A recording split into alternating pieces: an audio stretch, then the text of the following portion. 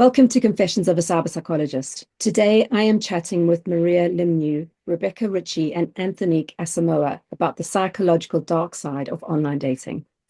Maria is a senior lecturer in digital education and innovation. Rebecca is a doctoral academic teacher and PhD student, and Anthonique is a third-year psychology student, and they're all based at the University of Liverpool. Welcome all. I'm so delighted to have you on board. Thank you for the invitation. Thank you. Thank you. Before we start our discussion around the psychological dark side of online dating, Maria, I was wondering if you could start by explaining what cyberpsychology module you offer at the University of Liverpool and why you offer this course. Right.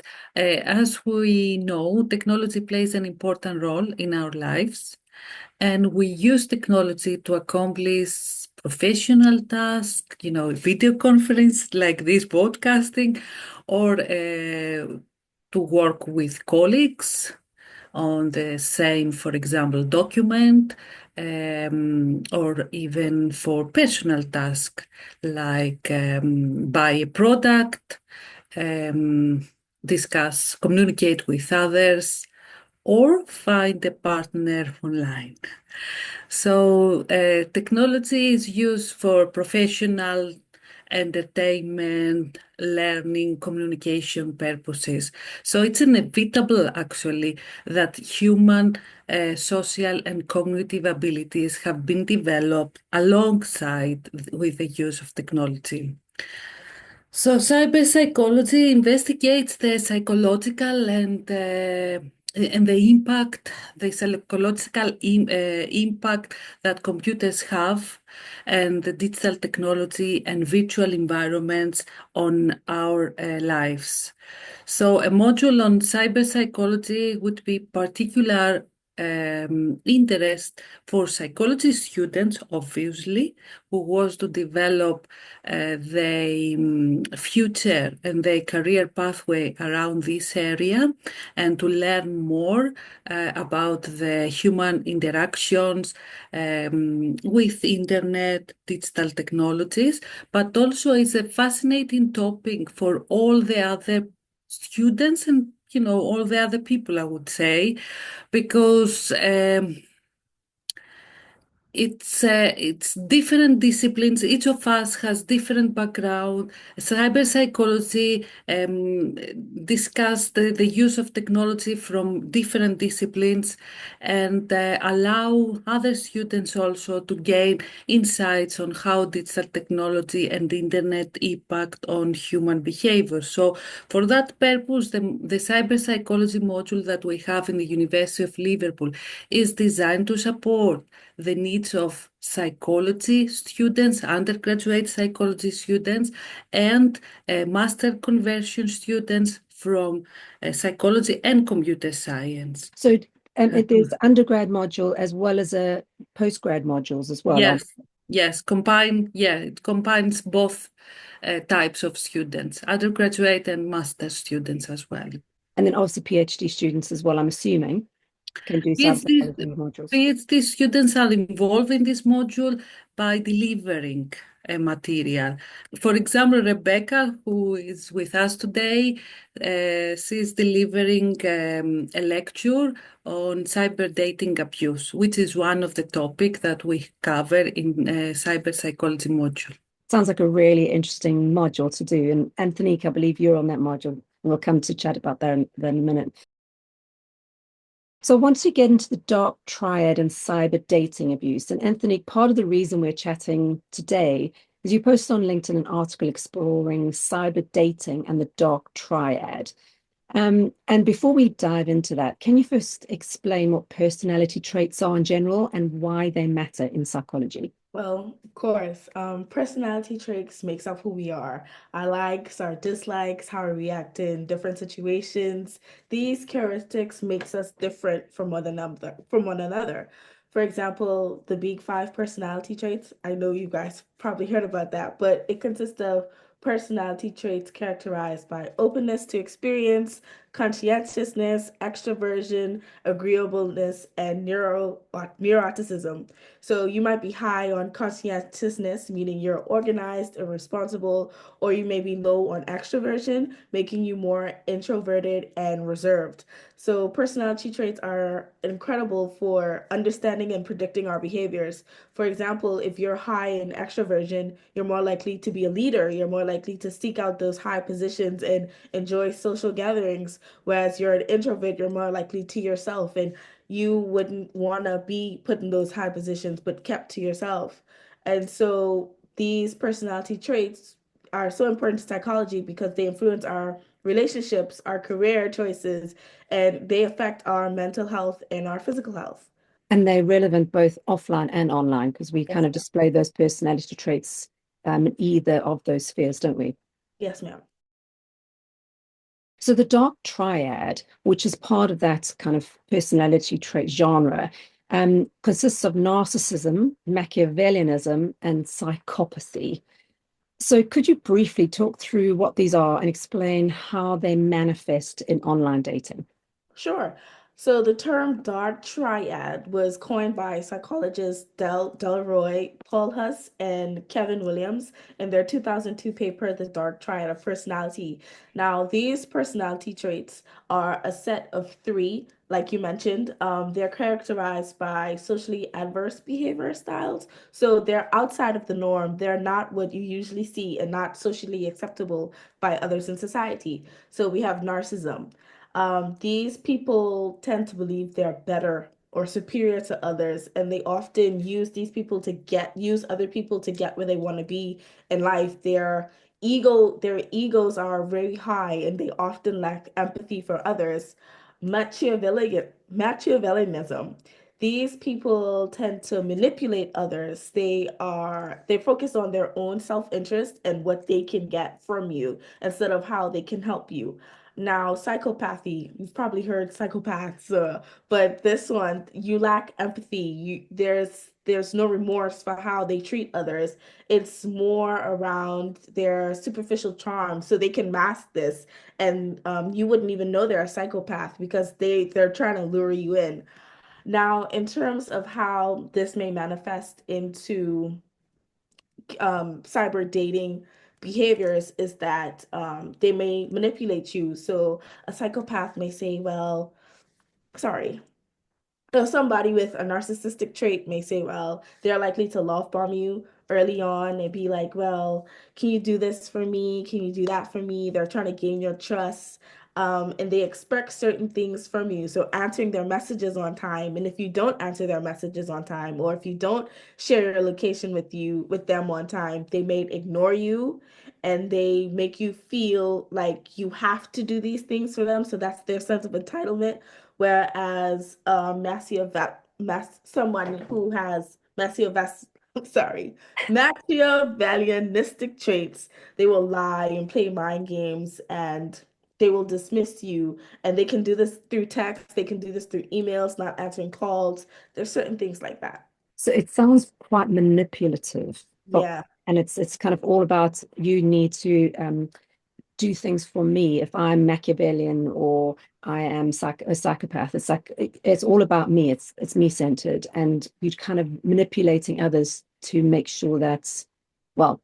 I'm calling myself Machiavellian, but it's like all about making sure that I feel better about myself, and you have to adore and love me as well. It kind of sounds a lot like that. Yeah, it's basically what it is. Yeah. If you don't do what I want, I'm not gonna show you that love and affection. I'm taking away my love and affection for you to behave in a certain way that I want you to behave.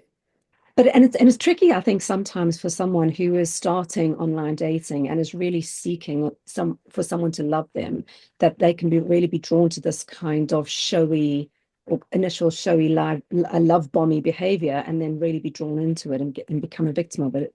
It sounds like. Yeah. So how do these people contribute to cyber dating abuse, or these personality traits contribute to cyber dating abuse, and what kind of behaviors are commonly seen? And we've spoken about a few of them, but what are the common behaviors?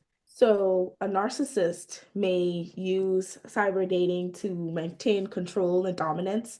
So, they might use techniques such as cyber stalking. So, this is constantly monitoring their partner online and demanding passwords, like I mentioned, harassing. So, sending abusive or threatening messages, posting embarrassing photos, or even revenge porn, which can be a trigger warning for some people, but revenge porn online. They will often gaslight you, so they will make you doubt yourself and your own sanity, saying, "Oh, I never did that online." And the proof is obviously there. A person who has Machiavellianistic traits, they may create fake profiles to spy on their partners. Because remember, the people with these traits, they're master manipulators. So they're gonna create a fake profile. They're gonna spy on you. They're gonna spread misinformation about you just to make you feel insecure because their whole thing is, I need you to depend on me. So I'm gonna break you down before I can build you up, which is crazy, but it's true. They will exploit your vulnerabilities, and they may even undermine you and undermine your choices. Psychopaths, these, like mentioned before, they lack empathy, they lack remorse. They may engage in cyberbullying, even though they're your partner, they really don't care because they do things without feeling guilt. They're sending cruel messages, they're threatening you with violence, and they're isolating you from your family members and friends, so limiting your access to online communication, controlling whether you can go on your social media or not. But this is just the tip of the iceberg with these personality traits and what they can do. Is there a tendency for more females or for more males to display these kind of online dating traits, or is it kind of doesn't really matter about the gender? It doesn't really matter about the gender. Once you have these traits, there was a study, I think it was by Lou et al. I'm not too sure. I'd have to double check on that. But it doesn't matter what sex you are, male or female. Once you possess these traits, you are more likely to act and engage in these behaviors. Because I would suggest, or in my head, it's more men manipulating women. But I guess actually there's, as you say, if you've got those traits, it doesn't matter what gender you are. Yeah. That's just the traits you have. It's sort of like intimate partner violence, but online. So, Rebecca, I just wanted to chat a little bit more about technology's role in cyber dating abuse. And your PhD research focuses specifically on cyber dating abuse. How would you define this, and how does it differ from kind of traditional dating abuse? Yeah, so my PhD then, so it focuses on cyber dating abuse, and in particular the perpetration of it. So for the definition of it, so Zweig and colleagues, so they actually define cyber dating abuse as abuse which occurs really between dating or romantic partners, or it can even be between ex-partners as well, but it's perpetrated all through technology. So, for example, maybe like text messages or social media accounts. So any sort of like thing really that is connected to technology that can be possibly used to sort of perpetrate it. And so it's thought really that it can be classified into two different types. So you've got direct aggression. So that's where someone actually intends to harm their partner through technology. So this could maybe be sending a really threatening message to them, or maybe sending quite an insulting message to their partner. And then you've also got controlling and monitoring behaviours too. So this could be where someone uses technology in order to try and control a partner or surveillance them. So a few examples of that could possibly be controlling a partner's social media updates and accounts, or it could be maybe constantly checking their location as well. And it is rather prevalent as well. So it is believed that around 47% of people actually experience some form of cyber dating abuse throughout their lifetime. So as you can see, it's quite massive amounts of people who are suffering from this. But with the differences between, I would say, in-person intimate partner abuse and also cyber dating abuse. So one of the big differences is that So someone who is perpetrating cyber dating abuse, they can use all sorts of different platforms in order to enact it really. And it just makes it quite relentless, you know, because we have got our phones on us, like I would say 24/7 now. So it does make it quite impossible sometimes to be able to step away from it. Also, another aspect of it, which is quite different, is that with like the technological aspect, so the person actually experiencing it, there's also a risk that it could be shared publicly online.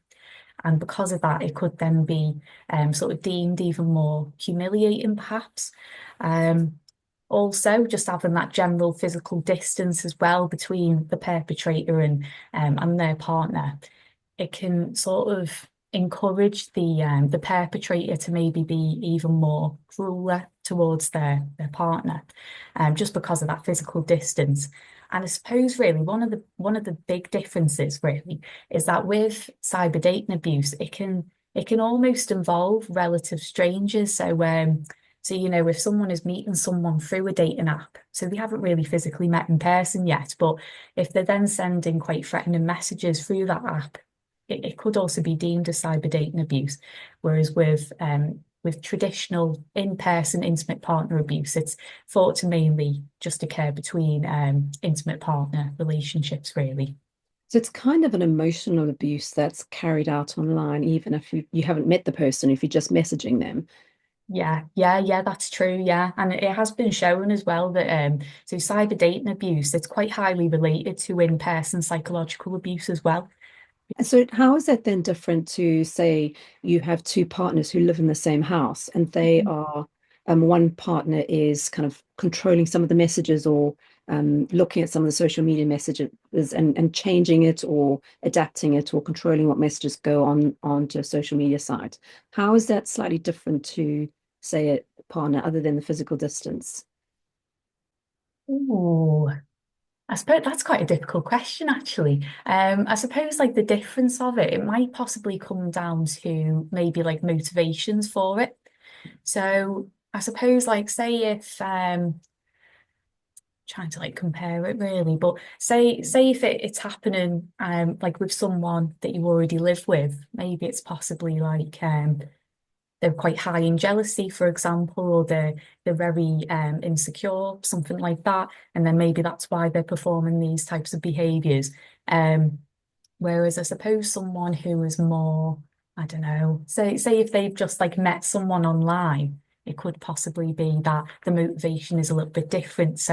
Um, so so maybe it's like once again to do with, oh God, it's quite a difficult question actually. Because I was thinking it just in terms of from when you first sign up for a dating app all the way through to you become more intimate, you start to get to know the person, you start falling in love or kind of getting into more physical relationship, then you potentially move in together, and then you've been together for quite a while. There's almost different stages of the relationship and different levels of engagement and social media use and texting use, and it's no longer just a, well, I know you quite well and we've moved into the same house and we just talk to each other. There's now a whole online world that's being played out simultaneously, or a digital world role that's being played out simultaneously to physical. So I'm kind of guessing that if there's some elements of abuse, especially as Anthonique was talking about in terms of the Machiavellian or psychopathy type of personality, that it would extend quite dramatically into an online world or digital world. And I'm guessing that if you are in a physical relationship living in the same house, it becomes so much more complex because you're physically being potentially psychologically abused or emotionally abused. And that is then being played out online as well in some form and slightly differently from online. So those are just like was going all the thoughts going on in my head while you're talking about this. Maria, do you have any thoughts on kind of any of Yeah, I this? think this is an interesting area and perhaps an interesting PhD, to be honest, because, I don't think that there are a lot of studies or evidence to compare the physical against the cyber abuse.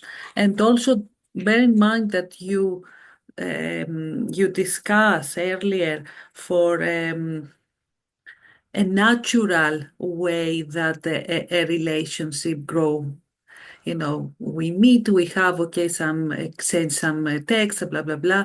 But in cyber dating, abuse, quite often the people, they don't have a relationship. They just have a communication that it's abusive. Yeah, so I don't know, it's a little bit tricky, and to be honest, I don't know if there are evidence for physical to discuss that physical and cyber dating and make the comparison, but it's an interesting topic for a PhD. It's quite intimate and complicated, isn't it? And Yeah. quite nuanced in terms of the personality traits and how controlling someone is, and whichever part of the relationship it is. Yeah, the personality traits, you may have it even if you are in a physical relationship. Yeah, of And course. it's exactly the same as what Anthonique described earlier. You know, that plays a role. And you may face people like this. Yeah, Maybe absolutely. not in your relationship, but you have seen others that they are.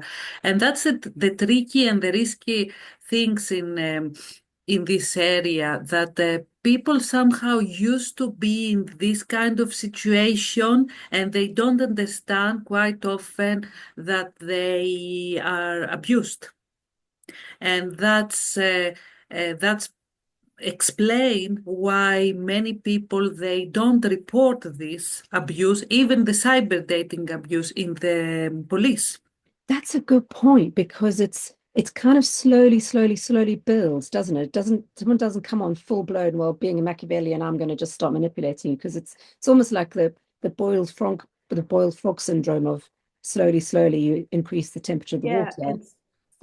it's like they're masking themselves, and it's just slowly coming on. Like you don't notice it because they do it so well. They're so sly with it. They fool you so easily. And one of the things in my blog, one of the things that I said were you fooled by the bright smiles and their wits? Because you don't know until it's too late. You don't know until you have self-doubt, and you were full of love and laughter, and you're now sad and depressed, and you don't know why. It's because these people have breaking you down bit by bit.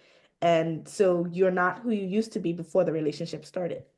And you've committed so much into the relationship that it's very hard to let go of it.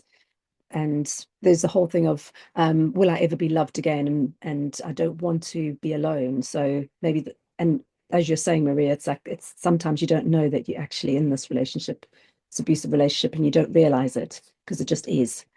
Yeah, it's also, maybe Rebecca remembers better than me, but there are numbers from US, from UK, from the police, that only a few people, they have been and they report something. So I don't remember the numbers, and I'm not good at this, but maybe Rebecca remember it. But only few people, they have go there and ask for help.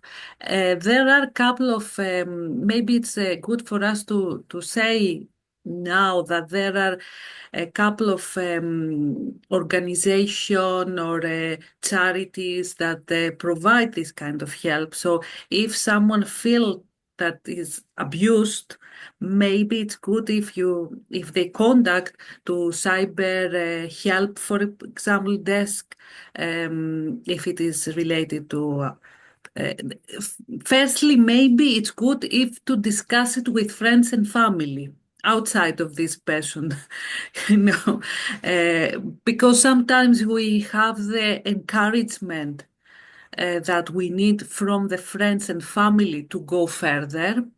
I think also police has, several departments that the victims can report the cyber dating abuse to the police.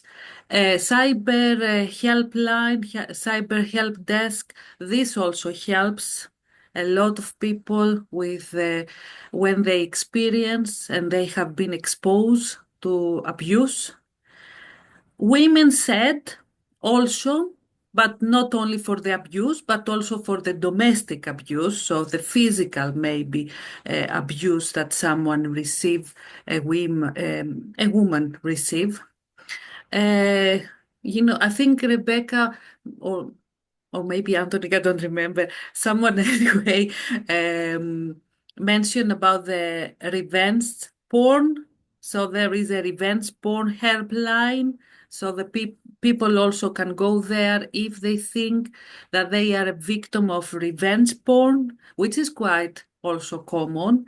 And the other that it's quite common in this case of cyber dating abuse is the stalking. So there are a lot of national charities that helps people, helpline for stalking, that helps people to, first of all, to describe what happened to them. Stalking it's a huge area. This time of harassment is, again, it's tricky, and people feel stressed, depressed, anxious. So again, if any of the people any of the audience now, the audience for this podcast hear, and they think that they be abused, maybe they can go there and ask for help. I think that's a really important thing, is just to know where to go. Because Yes. I'm guessing, and Rebecca and Anthony, you might be able to answer this, that if someone is being abused or their online behavior is being monitored, they won't want to search for a specific helpline if their partner may see that that's actually they've been searching for this thing, and then it might have repercussions. And that's why I feel it's important that you tell someone what you're going through, you communicate, you open up, you say, hey, well, is this normal? I'm dealing with this and this and that, even though you feel like, oh, it's so silly. Even the smallest things matter. You're not being, whoever's listening, you're not being dramatic. You're not being too sensitive. These online cyber dating abuse can have psychological effects. Like Maria said, you can have anxiety, you can suffer from low self-esteem, PTSD. It can have these effects, and you don't want to be going through that. So talk to someone, reach out, because you're not being dramatic, you're not being sensitive. It happens. And sometimes you just don't know. Yeah, and even if this kind of broadcasting that you are doing, it's very helpful because the people need to be aware, and they need to be aware of the general topic, but also to reflect their relationship and see if there is any issue with their relationship, if they feel okay, what is this kind of abuse, and how they can protect themselves. Yeah, I would add in there as well that so there's a domestic abuse charity in the UK called Refuge. So they have a specific dedicated website for people who are actually experiencing technological abuse, but within romantic relationships. So I probably would recommend that anyone who does believe that they are going through this at the moment, that they should visit that website. And so the website, I think it's www.refugetechsafety.org. I will double check that in a second. But on there, they've got tips on how you can keep yourself safe. But they do really highlight that rather than putting those into action straight away, because cyber dating abuse is quite highly related to in-person forms of abuse, it's very important to maybe speak to an organisation who sort of specialise in that area, just so you can start to put a safety plan together. Because what can possibly happen is say if you stop sharing your location with a partner and they're so used to seeing that all the time, it could possibly escalate the abuse, and then it turns into quite a dangerous situation. So yeah, so I'd probably say go on that website and have a little look, and maybe contact them as well. So Rebecca, I just want to go back to talking about how people present themselves online, because I think we've kind of been talking about, it seems almost extreme cases. And as Anthonique was saying earlier, that this builds up over time, and it's starts from something that's quite subtle to then becoming more and more overt. So can you talk about how people present themselves online and how the self-perception differs in digital spaces? Yeah, so with the online environment, it does sort of allow people that control to like modify how they're seen. So it could be, you know, what you're posting or the images that you're posting online as well. So with the online environment, if anyone thinks that they've got quite an undesirable trait or anything like that, they could possibly hide it when then communicating with others online.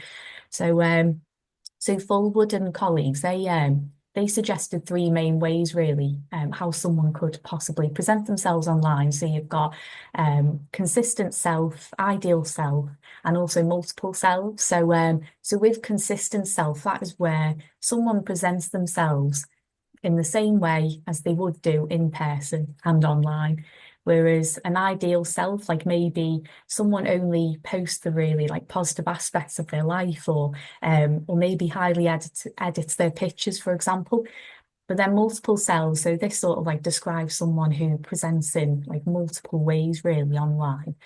And it's been found previously that so having higher levels of ideal self and multiple selves, so that is quite linked really with aggressive behaviours online. So because of that, it could also be connected with cyber dating abuse, just with that also being an aspect of online abuse.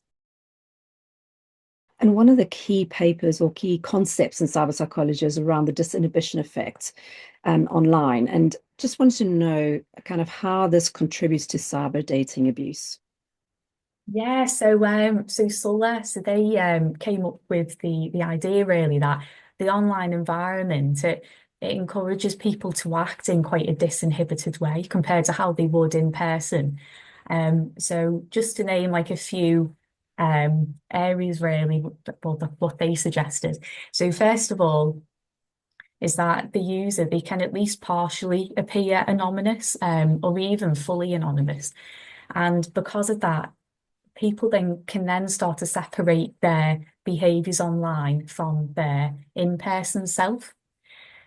Also, because people can sort of like hide behind that computer screen, it just means that they're unable to immediately see the other person's reaction or body language to whatever they say. So once again, that can result in quite disinhibited behaviour. Or even just having that physical distance as well. So, you know, they can sort of like separate their, I suppose, like the emotion really from that particular communication. So separate that emotion out of it. So it's like as though it's not really there. So once again, that can encourage disinhibition. Or even authority as well. So the idea of authority, it's less prominent online. So because of that, it makes everyone sort of appear in quite an equal way. So really, in person, if you see someone, you may think that they're quite high status, like depending on how they present themselves and their body language and things, whereas online that can be completely hidden. So because of that, people then may believe they can say whatever they want. So whether that be aggressive or not really. But with online disinhibition, it's generally separated into two different types. So toxic online disinhibition. So this is where someone may present in quite a more aggressive way online. And then benign online disinhibition. So, you know, maybe someone is a bit more helpful online, so shows that pro-social behaviour, or it may even encourage them to sort of like reveal more personal information about themselves. And so with online disinhibition, so higher levels of that, it has been related to just like general aggression online, but it has also been linked to cyber dating abuse as well. So there was a researcher who they performed some interviews really on this type of abuse.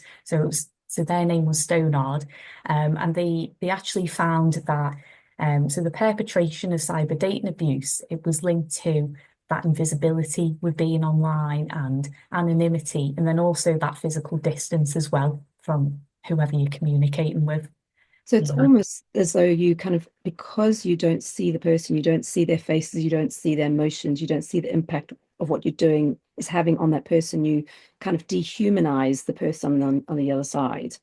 and you kind of let down your guard in a lot of way, and just it's okay to just let your consciousness flow into whatever you're typing, and whatever you're thinking comes out, rather than when you're in person, you definitely have an element of, oh, I can see this is going to hurt them. It's just not as easy to be as abusive face to face. Yeah, definitely. Yeah, it may even link to like a bit of empathy, really. So, you know, maybe if you see someone in person, like I don't know, maybe you say something quite horrible, and then as you're saying, you can see their immediate reaction. So maybe that will you know, that's where the empathy kicks in. Whereas if you're communicating to someone online, you may not possibly get that really, unless like you're very highly empathetic.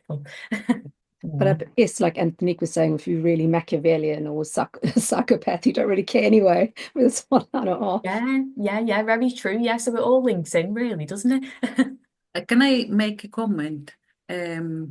Because there is a debate at the moment, not only in this country, generally, globally, you know, if we need to ban type of technologies, or how we gonna control, perhaps, because of all of this bad behavior that the people have.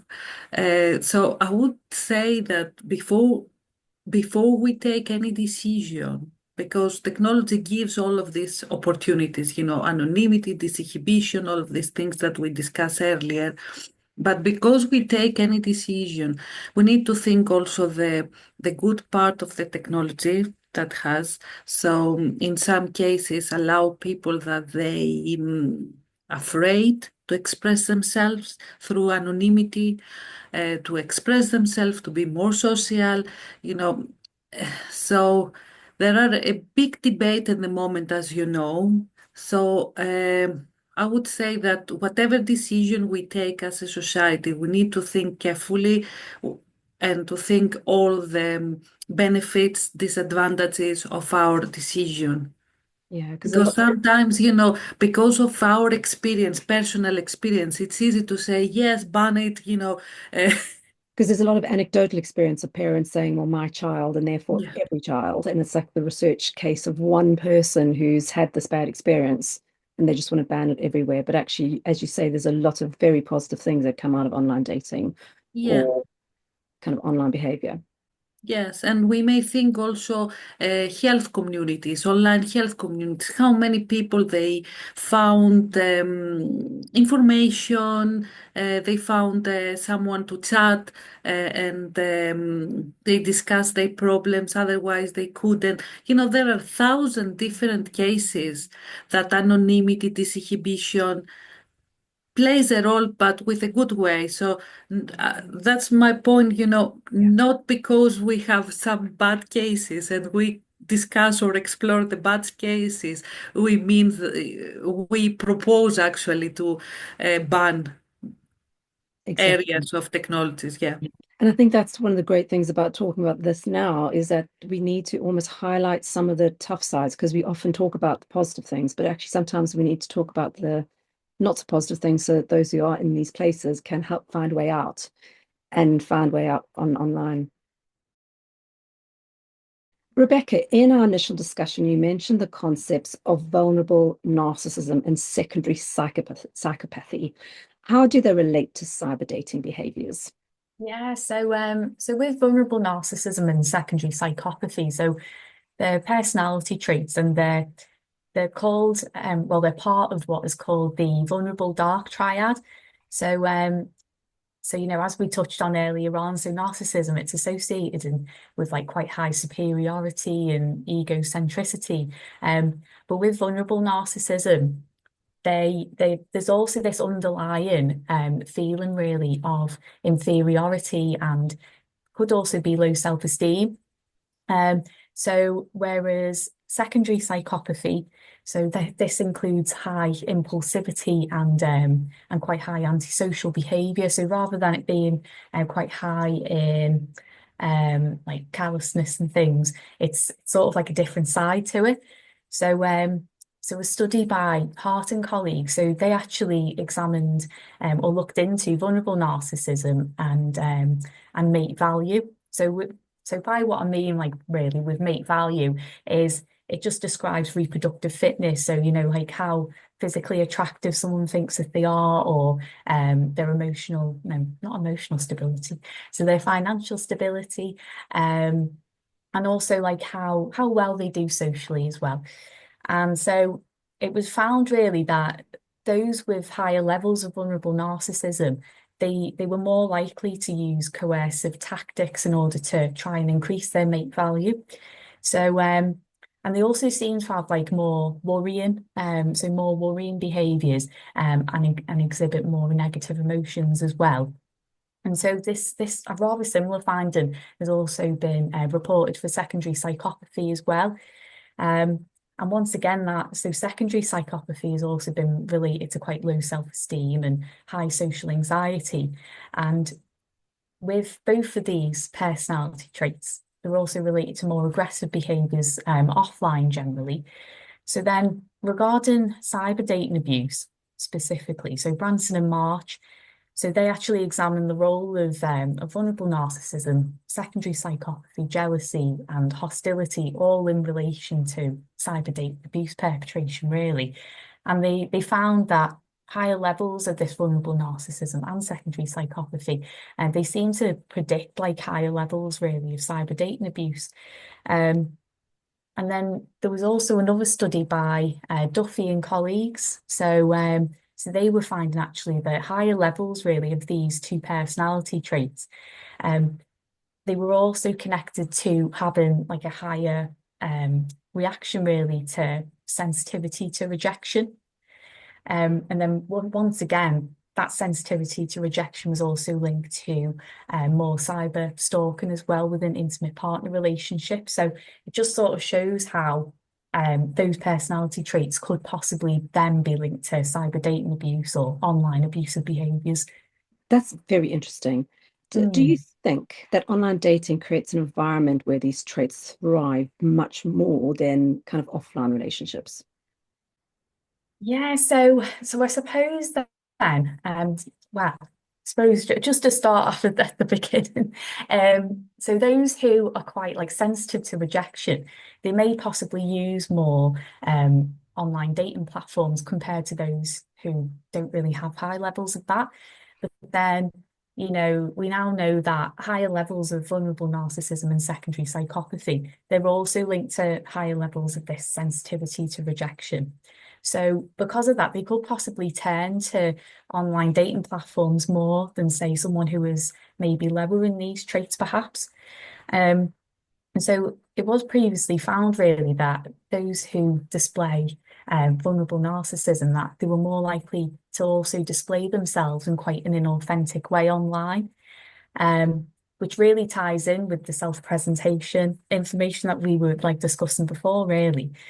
And it's thought really that so those with vulnerable narcissism, they have a higher need for social approval. And then because of that, that may then possibly make them present in a more inauthentic way online. So that could possibly explain the link. Whereas similar findings have been found for secondary psychopathy. But then both of these personality traits as well, they're also connected to higher levels of hostility. So then when you pair that really with, you know, that the online environment, so the anonymity and things that it actually affords, and that physical distance from the communication partner, it could mean that so hostility then just comes out a lot more online, possibly for that reason. I would say that technology allows every one of us to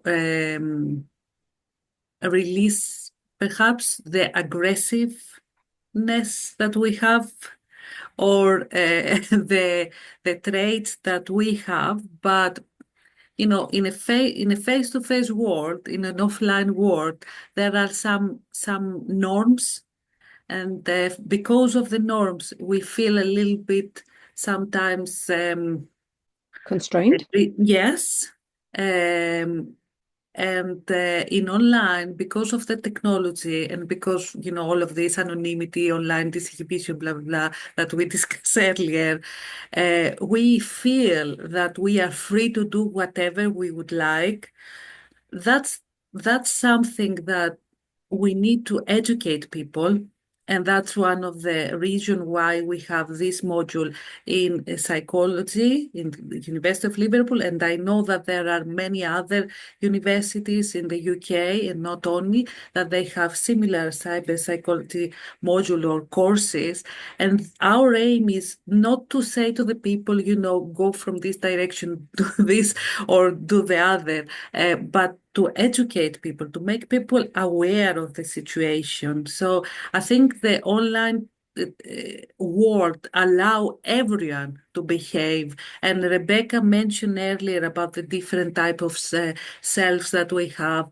This type of selves, we have it on offline world as well, but in the online, it's much easier to express ourselves without consequences. That's I think so. And I think I was thinking about that as well, because I was thinking about something like X now. I've been kind of going through it a little bit with all the posting I've been doing. And I've noticed how a lot of people do rants online. And it's almost as though all the stuff that they can't say offline, as you were saying, Maria, they kind of just go onto platforms and just like explode in the written word. And it's just all this anger and all this vitriol kind of comes out. And I wonder if by knowing that this is how we behave, that people will self-regulate if they knew that this is actually how we differ online versus offline. Mm-hmm. Yeah. Awareness is part of the cure, isn't it? Mm-hmm. Yeah. I'd love to kind of explore a little bit broader implications of online dating and abuse. So what are some of the biggest risks people face in online dating? I would say that some of the biggest risks is catfishing. So when someone creates a fake profile or use another person's picture to just trick you into a relationship, or they will lie about their age, their job, even where they're from, constructing this whole new identity just to lure you in. There's even a TV show called Catfish. It's taped in Canada, some parts of Canada as well. And they just basically catch the catfishers when the people ask to meet up in person, because you're essentially lying about who you are to trick this person into being in a relationship with you. There's also romance scams. So people will pretend to be interested in you romantically, but really and truly, they're after your money, your valuables, and they tend to seek out women. This is more done by men seeking out women who have low self-esteem. They would monitor their profiles just to see if they fit into this category of, yes, you're an easy target for me to catch. Are there any warning signs someone should look out for when they're engaging with people on online dating apps, and that may showcase any of the specific kind of dark trait triads that we spoke about earlier? I would say love bombing. If someone is love bombing you and you've only just met, run. They could be a narcissist. If you're having conversations and it just revolves around them, run a little faster. It could be a narcissist. If they become angry at you because if they don't get their own way, you need to buy a new pair of shoes for all the running you're about to do. But more so, if the person is using your weaknesses against you, if they're showing no concern for your feelings, if they tell you to stay, I don't think that's a good friend for you, but they're only doing that so they can isolate you from that friend or from your friends or family members. I, yeah, I think you already know what to do. So, yeah. Rebecca, do you have any thoughts on that? I think because it may possibly also be quite difficult to actually be able to distinguish whether someone is quite high in these dark triad traits, and it's just because they can be so manipulative, can't they? So they tend to have these manipulative tactics in order to try and get what they want. I mean, one quite consistent finding was that so those who are quite high on these dark triad traits, they tended to use online dating platforms in order to try and like seek out really short-term relationships or like sexual partners, really. But then that is not to say that someone who is maybe low on these traits, they may also use these platforms for the exact same reason as well.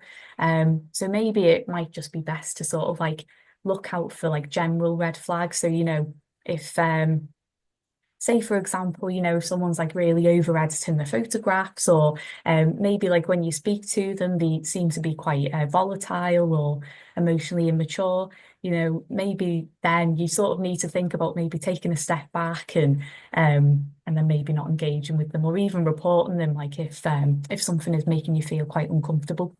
And I guess sometimes it's about sharing what you're doing with friends in the same way that if you're going on a physical date with someone, or seeing someone on physical space, you'd tell your friends and family where you're going so they can look out for you. But isn't it similar in an online space? Say, look, this is what I'm getting. What do you think? Because they'll have a bit more of an objective viewpoint in terms of, actually, this doesn't sound quite right. Or, as Anthonique says, buy a pair of trainers and run. Yeah, exactly. Yeah. So sometimes, I think it can be quite difficult. Like when, say, if you're talking to someone new, and so as Anthonique said, with like love bombing and things like that, probably make you feel really good and things like that. But then you may bring it up to maybe a friend or a family member, and then they could possibly say, oh, well, is this too good to be true, perhaps? And then, maybe it may then make you think twice. Yeah, it just feels a bit overmuch. They've Yeah. only just met you. They can't love you that much. Stop, back off. Exactly. Create some space, please, between them and us. And in terms of mental health effects of the victims of cyber dating abuse, what kind of mental health things do people typically experience when they're involved in cyber dating abuse? I would say anxiety is one of them. You're anxious. Are they watching my location? This is time on the count of four. How can I explain that I just stopped there, or I was stuck in traffic? Why am I not home yet? He says it takes 30 minutes to come home, but it's actually over 35 minutes. That it makes you anxious.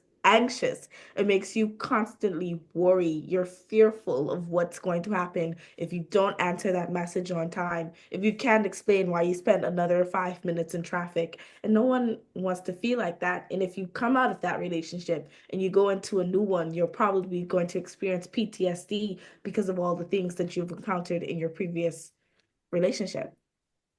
Yeah, that's a really good point, because it has longer term consequences, not just in the abusive relationship. It's kind of the expectations you have in relationships that you go into after that. And emotional distress because of this. We may feel frustrated, we may feel helpless, Isolated? isolated, yes, definitely. Our self-esteem is quite low also. Anything that would place us in a demanding situation, manipulating situation, or somehow aggressive, expose us to aggressions, cause us a lot of mental health issues. And perhaps it depends, of course, of the situation, but there are in the literature, and we know actually that there are a lot of cases that mental health lead people to alcohol use. Yeah. Not always, okay, and this is perhaps something that you cannot deal with, or you haven't have the support, or but it's connected, mental health with alcohol's use, especially in this country. We have issues with alcohol, and a lot of NHS campaigns, posters, they promote these kind of connections. We've already spoken about support systems that are in place for victims and various websites that they can go to or kind of help with from physical friends and family. But what do you think society can do better to address this issue? Well, I think it starts off with children. Children are the future, they're the future generations. They are who are going to be, they are online, these online spaces. And so I feel as if we educate children and we educate young adults and young people about what healthy relationships actually look like, what consent looks like, what are the consequences if you engage in these certain behaviors. I feel as if society, we as a culture, can make victims feel safe about coming forward because they might downplay cyber dating abuse because it's not actually physical. And, society tends to overlook mental health issues. And so I feel as if we as society make these victims feel comfortable coming forward, then they will feel comfortable saying what they're actually going through and raise awareness, like we mentioned before, about the psychological effects and the dangers of cyber dating abuse. So we need to hold everyone accountable in this situation. Yeah, I'd agree with that as well, actually. Because I suppose, well, so, some cyber dating abuse, well, certain parts of it, it's almost accepted or normalized in some cases. So, or even seen as like not real abuse.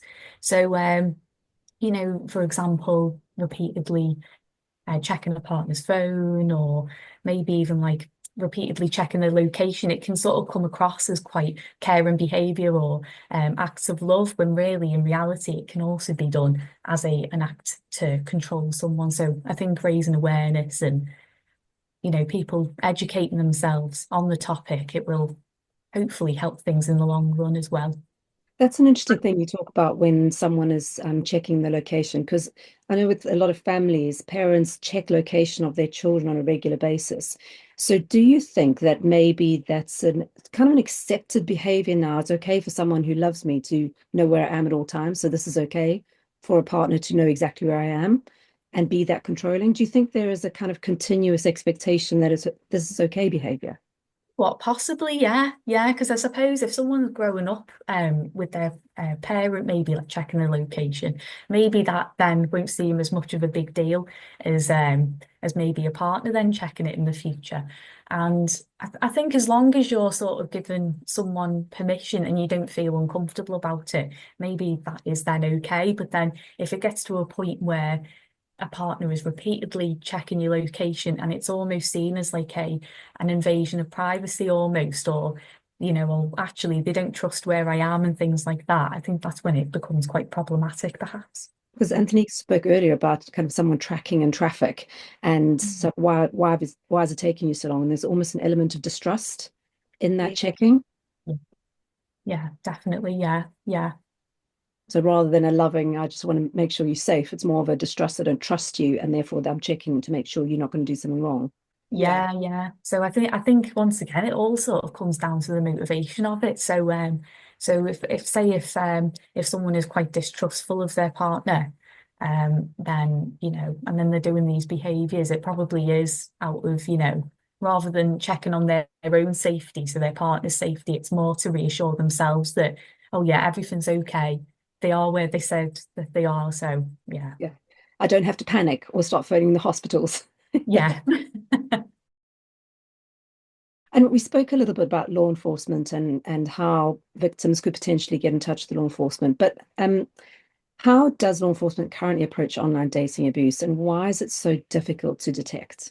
I'm not really aware of how they approach it, but I just know it could be tough because you can delete messages.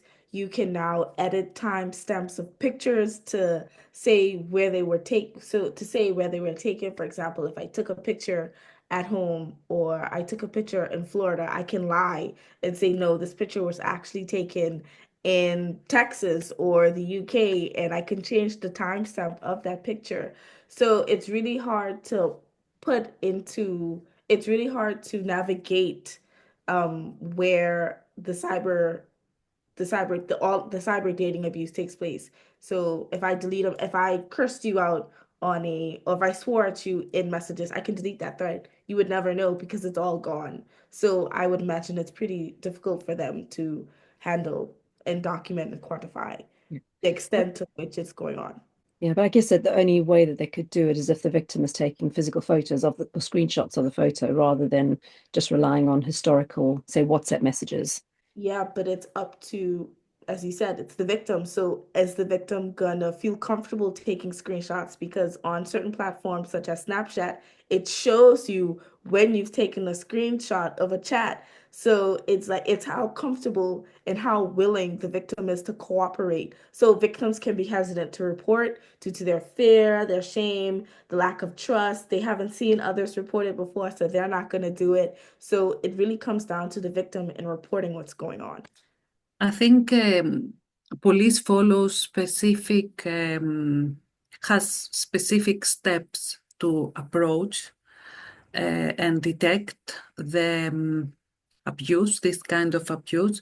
They have some challenges.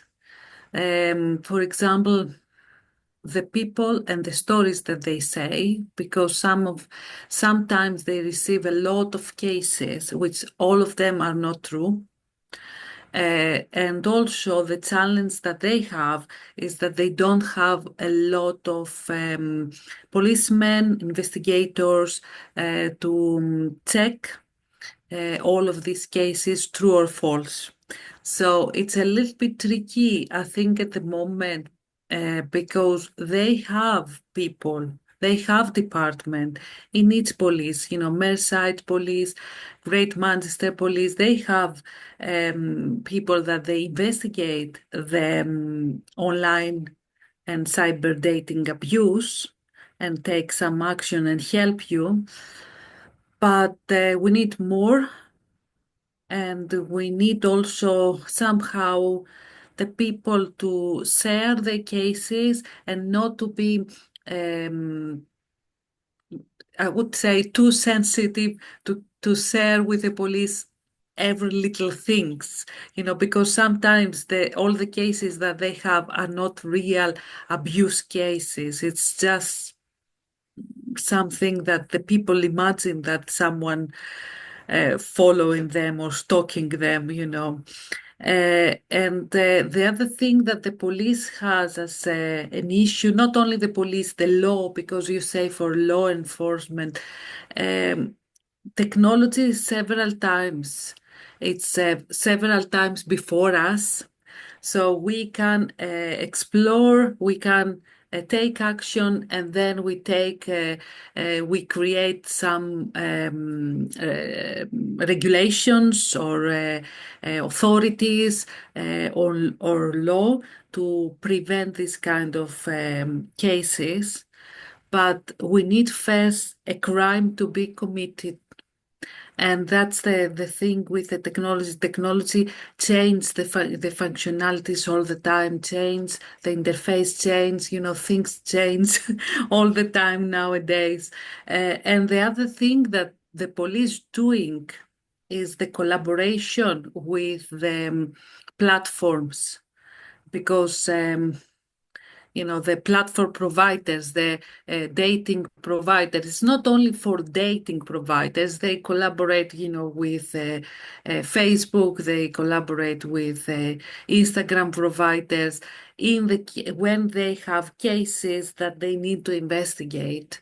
And by law, these kind of platform providers somehow are let's say forced to to give the data to them. I say somehow because also they have their own regulations, and there are a lot of also examples for different types of communication platforms that they didn't provide the data that they were expected from them. So on that note, what can platforms or apps like Tinder and Bumble take to better protect their users? What can they do? One thing that they are doing is to ask people to have a real photo of them.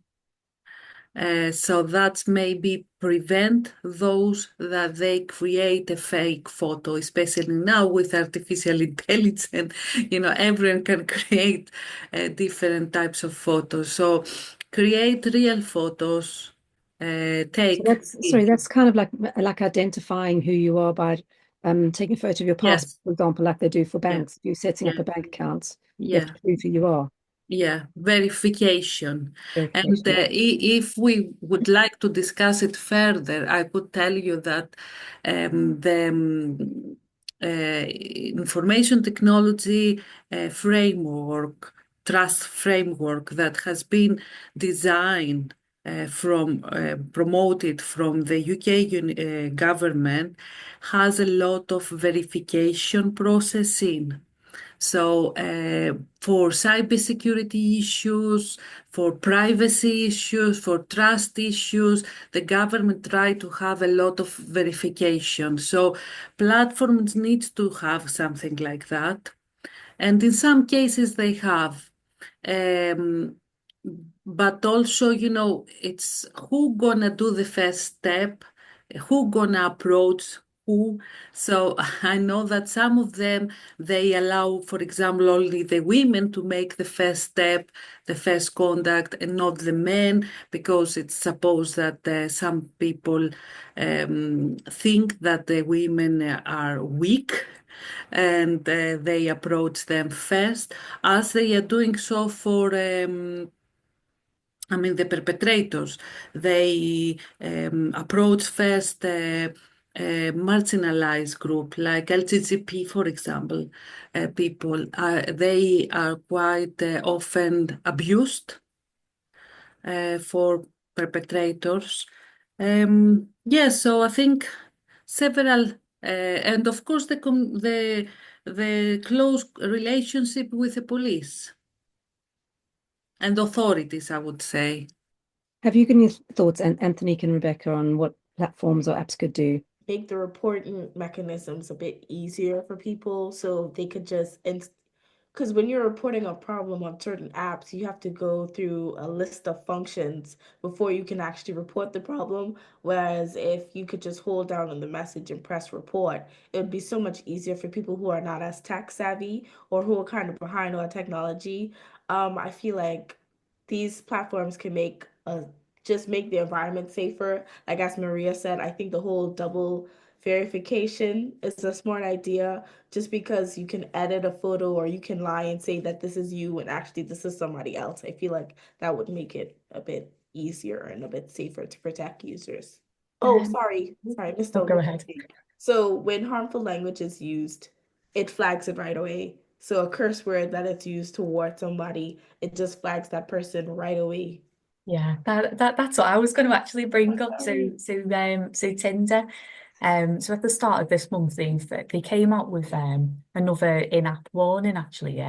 So as Anthonique was saying, if someone's using quite threatening language to someone, it sort of it flags up and they get sent a message saying that they violated community guidelines and things. So I suppose that is like a really good step forward.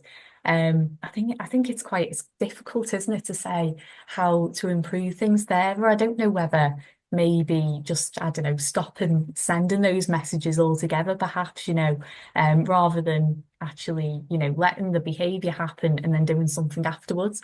But yeah, I don't know whether then that would be maybe a violation of freedom of speech or but yeah, or maybe even just faster responses as well to those who have reported people. I was just laughing about what you said with flagging. So imagine if you're typing and you're trying to type out a curse word and it autocorrects it to fish. And if you send the message, it's funny actually because you're reading fish you and fish you back and fish, fish, fish, fish, fish. And like you're not even taking it on because you're finding it so funny. Yeah. I feel like that could, possibly reduce the harm that it has on. Yeah, that might be quite a good idea actually. I like that. I wonder also if maybe they should provide some kind of online education. So if you have a kind of something, a button that says, well, this is the kind of behavior that is cyberbullying or cyber dating aggression, just kind of as education for those who are using it. So if the cyber or kind of dating people are thinking, oh, flip, this feels a bit uncomfortable, let me go have a look at what that means, or what is narcissism, what is Machiavellianism, and do I feel that these kind of traits starting to come out? I wonder if there's some education that they need to do or provide. platform. I would feel like that would be, I wouldn't say it would be what am I sorry. I would feel like people might not understand those terms. So Machiavellianism and psychopathy and narcissism, I'd feel they would be more beneficial if they just had like, if someone is doing this, report them. If someone is doing this, because not everyone is going to be as educated of the lay terms as all of us here today, because not everyone has done that higher reading, but everyone is online. So it's kind of hard trying to gap the bridge between, are they going to understand these words that we're using here today, or should I just not say dumb it down, but make it easier for them to be able to understand? So to talk about the behavior rather than the terminology. Yeah. Yeah. Cool. And also, perhaps in the future, we'll see more examples for machine learning and artificial intelligence and how they're gonna help us to detect fake profiles and somehow block these fake profiles. A lot of cybersecurity scientists at the moment, they are working with psychologists and companies to detection, fake identity detection, which is a big area. So talking about the future, how do you see online dating evolving in the next 5 to 10 years? Do you think it'll become safer or riskier? Well, after this podcast, I hope it becomes safer. What do you think, Rebecca? Oh, yeah. So I would say, so with online dating, I can't really see it like decreasing in popularity anytime soon. So in the UK, so as of March 2024, there's actually around 16.4% of the UK population who use online dating. So that actually increased from 12.4% like back in 2017. So it's sort of like set to keep increasing. So by about 2028, something like that. So they're predicting really that the amount of the population that will be on these dating platforms will be about 17%.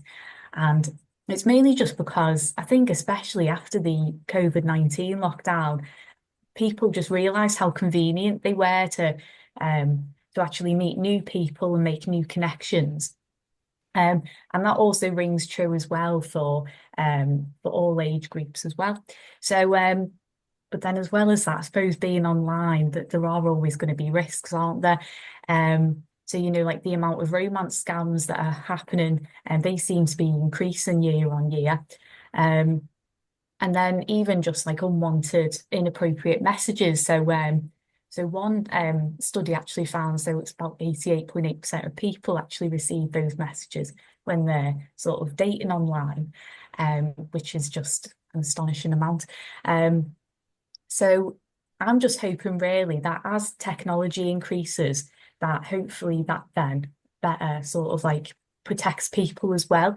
So, but then even then I was sort of thinking about this earlier on today. So, you know, with the use of AI now and, you know, you can create videos now, can't you, with sort of like superimposing people's faces, like celebrities' faces. And yeah, so maybe that is a bit more, that could potentially happen a lot more. But then I'm hoping as technology also increases, as Maria was saying, you know, something to actually detect AI and those fake photographs or fake videos, hopefully, you know, that will then better protect people. Fingers crossed anyway. Fingers crossed, exactly.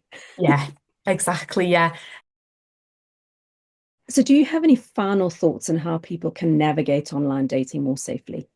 Just being aware of the things that we mentioned earlier. So like they're love bombing you, they're centering the whole relationship around themselves, they're isolating you. Just be wary of those if they don't match up to, like, if you've seen a picture of this person on different platforms and it's under different names, be wary of that, because they could possibly be catfishing you. If they're asking you about your job and how much you make, it could possibly be a scam and they just want, you know, to use you for your money essentially. So just being aware of those signs. I would sort of mirror that, to be honest. just knowing like what the red flags are and reading up on what cyber dating abuse is, just so that you can start to identify, different aspects of it and think, oh, actually, I might be experiencing that.